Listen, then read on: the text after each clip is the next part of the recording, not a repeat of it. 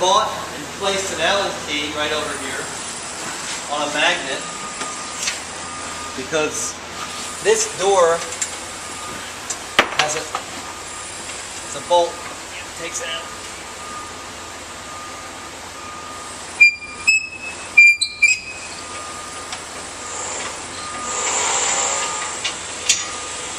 Okay, so get yourself access to here, sweep and vacuum out everything that you can see and everything that you have access to. You know, that vacuum has a nice long spout on the end of the hose, so you can get every place, you know, that you can reach with it from down there. And then pull the table all the way back.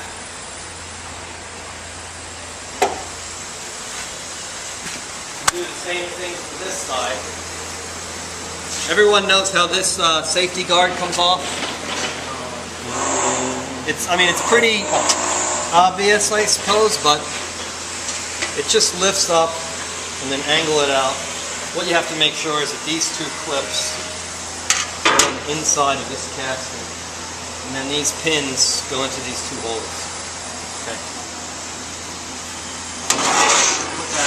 I tend to, you know, try to not scrape the nice machine table. Put this over here. Do the same thing from this side, vacuum whatever you couldn't reach from the other side. And again, once there's a compressor and a drop hose here, it'll be a lot nicer. You can turn on the dust collector. It'll help suck some of the stuff out. And you can be blowing and get all these nooks and crannies, these places. Should there be a bottom in these things? Like, would that help the dust collection that's closed more vacuum or not? Probably. That's a good idea. What was it? Yeah, I'll look into that. He asked if we should put a bottom in this so it can suck the dust so that out. there's not so many leaks, so the dust collector might be a little bit more effective. Oh, yeah. Because right now it's pulling from all these just open spaces. Yeah, I'll try to look into that. Until we get the compressor going, you'll have to make do with the vacuum. The one thing about that vacuum that's kind of cool is you can use it as a blower. If you put the hose in the other end, it's not that strong, but you might be able to blow some of these areas that you can't access with the vacuum.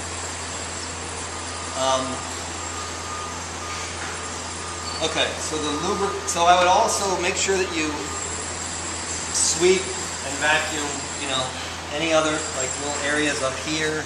There's a couple of spots over on this side that always collect dust really bad. Up here and right down there.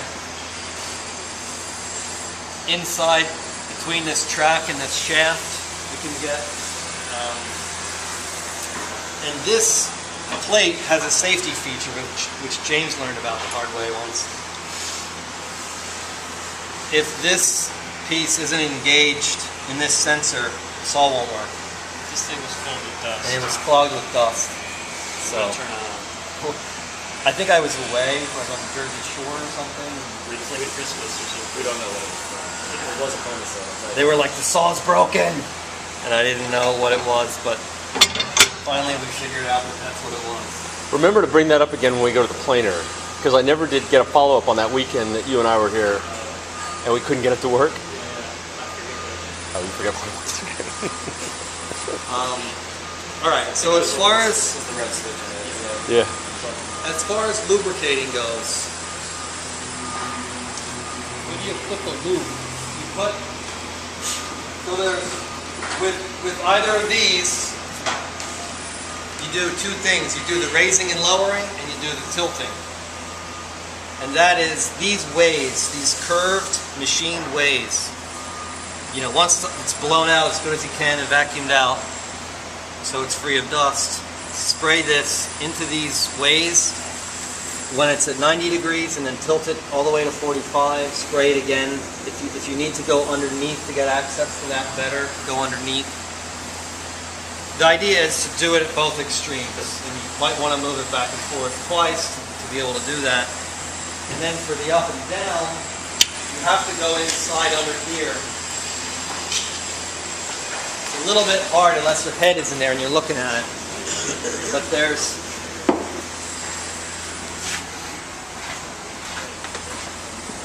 there's a big motor in there that drives the main blade, and behind the motor there's two pretty large steel shafts that go up and down. One of them is just a guide shaft, and the other is the hydraulic shaft, which actually does the work of pushing it. And then in front of the motor, the hardest one to see, there's a little guide shaft. It's much smaller, maybe 3/4 diameter. So all three of those you want to hit with this stuff. And raise it all the way up, hit the bottom, lower it down, hit the top, maybe do that twice. So that's the... See if you can see those three shafts. You see what I'm talking about? Where's the third one? Third one's in front of the motor. Littler, it's harder to see.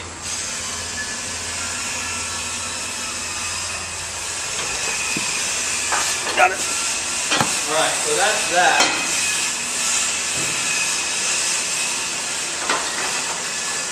Probably even more important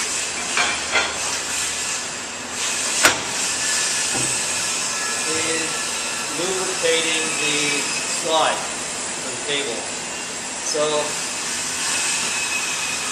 if this is pushed all the way back, first just take a rag. I mean, I just recently did this, so they're pretty clean right now.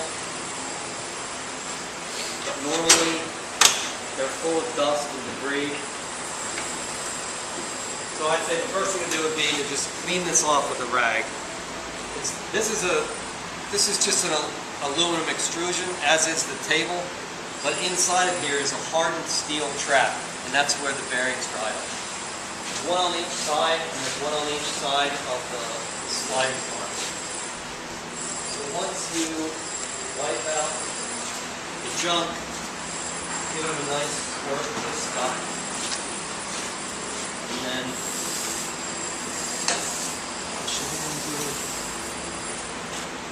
all of the dust and debris should be gone by now. You're just getting this goo where it needs to be.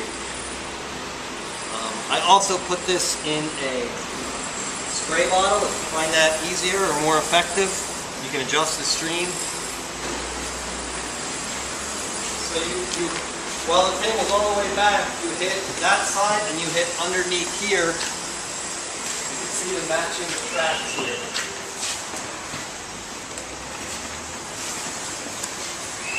These rods here. Oh no, they're up there at the top. Harder to get to.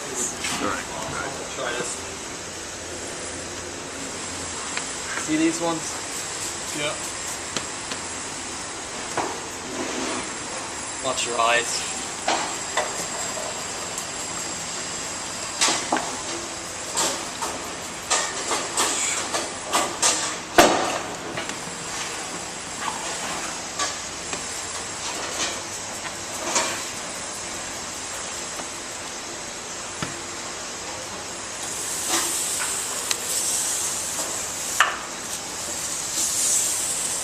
So we're not too concerned about the floor here. Oh, wait a minute. The hydraulic rod and the guide rod, those get a spray of that same? Not of this. They get the LPS1 stuff, this can, the aerosol can. Okay. You see those three shafts? There's one on the other side of the motor that's harder to see. It's small. You can see it from above over there. Oh, can you? Yeah, All right. from what's under the plate there. So you do that when it's all the way back, and then you do the same thing when this is all the way forward, because you're exposing the other half of the track.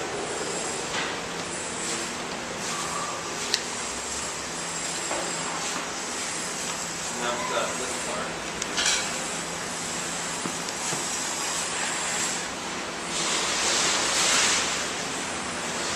I would say, grab one of the, don't use like a fresh clean rag.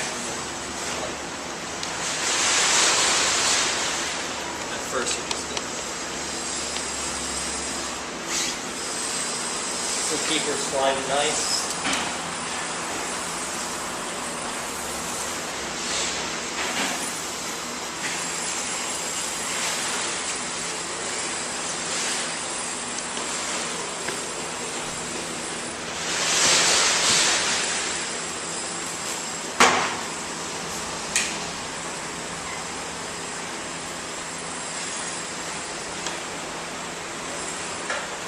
make sense to everyone? Nothing bizarre going on here?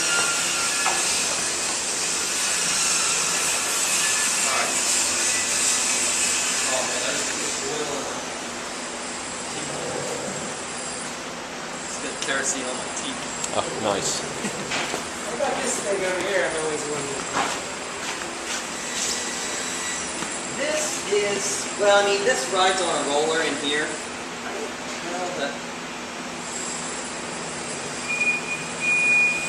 These have sealed bearings in them. Although, you know, I suppose, it's a good question.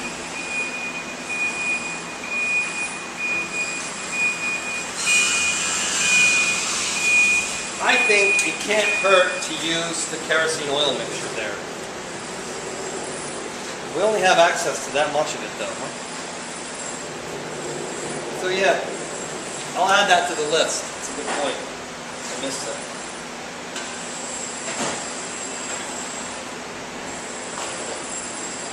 Double check with Walter to see what he does. He's kind of a guru about this stuff. But I don't think it can hurt. At least wipe this down. At the very least it'll clean it. Walter's the guy with the shaker? Yeah.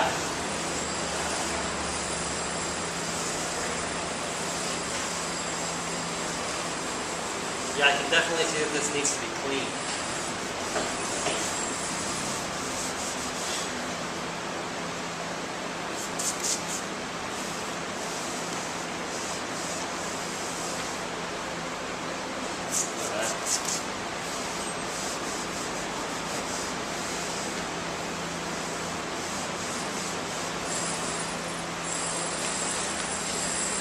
Alright, so we'll add that to the list.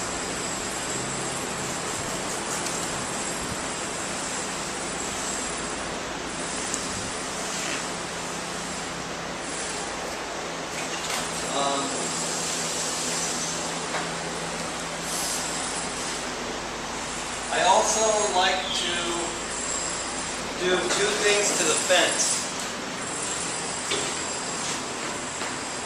Oh, here's one. Anyone laying on this thing? You don't need to crank too hard on that. This slide business in here, you just pull this whole thing off, clean this with the kerosene oil mixture. You don't need to use the bow shield stuff. And same with this. Clean this shaft. You know, push it left, push it right, clean the whole thing.